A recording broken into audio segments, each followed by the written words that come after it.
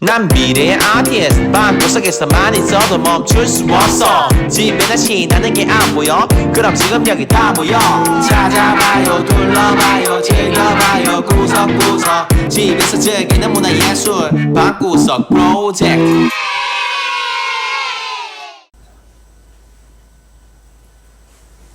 안녕하세요, 박가범입니다. 이전 시간에는 비주얼 싱킹 표현하기를 진행했는데요. 구체어와 추상어를 간단한 그림으로 표현해보고 그것을 바탕으로 나 사용 설명서를 만들어 보았습니다. 이번 시간에는 심화 과정으로 비주얼 싱킹을 활용한 나만의 갤러리를 만들어 보겠습니다. 오늘은 게스트를 모셨는데요. 부산에서 활발하게 활동하고 있는 이재희 작가님을 모시고 함께 진행해 보겠습니다. 안녕하세요, 이재입니다. 저는 부산대학교에서 한국화를 전공하고 있고 회화와 설치 등 다양한 매체를 활용하여 작업하고 있습니다. 올해 2월에 부산에 있는 페이크 갤러리에서 첫 개인전을 개최하였으며 작품을 통해 과정에 대한 이야기를 하며 드로잉을 중심으로 표현하고 있습니다. 오늘 재미있는 드로잉과 함께 나만의 갤러리 만들기를 여러분들과 함께 하겠습니다. 전시는 미술과 관련된 전시물을 관람자에게 보이는 것입니다. 예를 들어 회화, 조각, 사진, 영상 등과 같은 미술품을 펼쳐 보이는 것입니다. 물론 전시를 하기 위해서는 전시를 하는 목적에 따라서 계획을 세우고 전시할 공간을 찾아야 합니다. 그렇다면 미술 전시를 하는 이유는 무엇일까요? 예전에는 관람자에게 다양한 미술 작품을 보여줌으로써 작품들의 내용과 가치를 감각적으로 체험하게 하면서 이해와 감동을 느끼게 하려는데 그 목적이 있었습니다. 단순히 전시를 기획한 사람의 의도에 따라 관람자는 전시를 보아야 했습니다. 하지만 오늘날의 전시는 관람자들과 예술가 및 작품들 사이에 소통을 할 수 있는 중요한 영역으로 생각하고 있습니다. 그래서 전시 공간은 새로운 미술 방법으로 접근하고자 하는 작가들의 창조적 실험 영역으로 이용되기도 하고 관람자의 역할이 중요하게 생각되면서 전시 공간 안의 관람자들은 미술 작품들과 상호작용하면서 작품에 참여하거나 작품의 일부분이 되기도 합니다. 이러한 전시를 통해 관람자들은 아름다움을 느낄 뿐만 아니라 문화와 사회 현상을 이해하고 소통을 통해 작품의 가치를 더 깊이 알 수 있게 되었습니다. 전시를 하기 위해서는 어떻게 해야 할까요? 미술 전시를 하기 위해서는 가장 먼저 어떤 목적을 가지고 전시하는지 정하고 대상을 결정해야 합니다. 그런 다음 결정한 전시 주제를 바탕으로 세세한 계획을 세웁니다. 계획을 세울 때는 전시 내용에 대한 시나리오를 작성하고 전시될 작품들을 선택해야 합니다. 그리고 전시를 할 때 가능한 순서와 동선 등 관람자의 편의를 고려하면서 전시 공간을 구성해야 합니다. 전시의 유형은 장소와 기간, 표현 수단 등에 따라서 다양하게 전개될 수 있습니다. 장소에 따라서는 실내 전시, 실외 전시, 그리고 문화적 혜택을 받기 힘든 곳으로 직접 찾아가는 이동 전시 등이 있습니다. 그리고 기간에 따라서는 오랜 기간 지속적으로 전시하는 상설 전시와 특별 기획 전시, 계절 전시처럼 한시적으로 보여주는 임시 전시가 있습니다. 전시를 표현하는 수단에 따라서 실물 전시, 영상 전시, 체험 전시 등이 있습니다.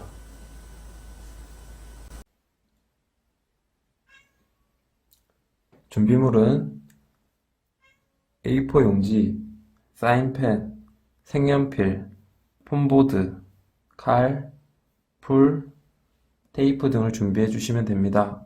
폼보드를 구하기 어려운 친구들은 택배 박스를 활용해도 좋습니다. 우선 전시회를 구성하기 전에 전시 계획서를 작성해 보겠습니다. 조금 전에 설명드렸던 대로 전시의 주제, 대상, 기간 등을 정하고 전시에 대한 구체적인 계획을 글로 적어 봅니다. 자, 이렇게 작성한 전시 계획서를 바탕으로 작품을 제작해 보겠습니다. 물론 작품 제작을 먼저 하고 이를 바탕으로 전시 계획서를 작성해도 됩니다. 박가범 작가는 점선면을 활용한 추상화 작품을 제작할 계획이고 이재희 작가는 과정에 대한 이야기를 드로잉 작품으로 제작하겠습니다.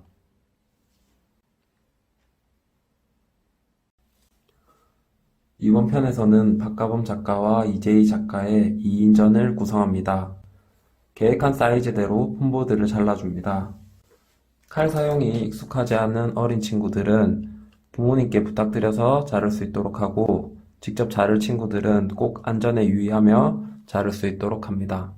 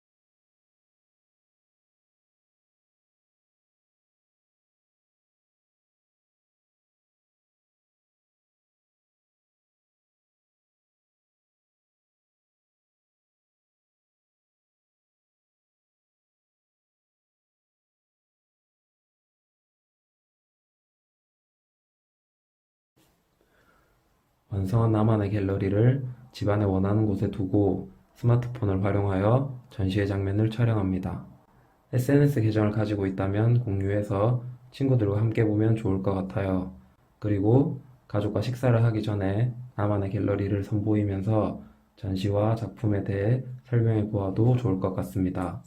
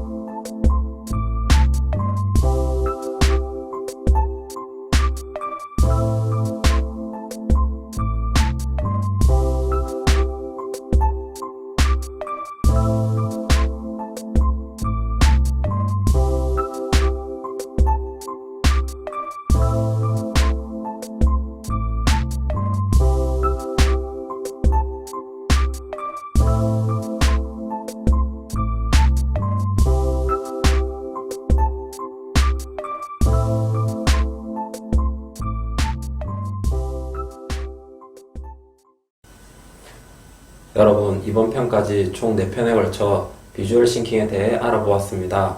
내 생각이나 정보를 글과 그림을 활용하여 빠르고 간단하게 표현해보는 시간이었습니다.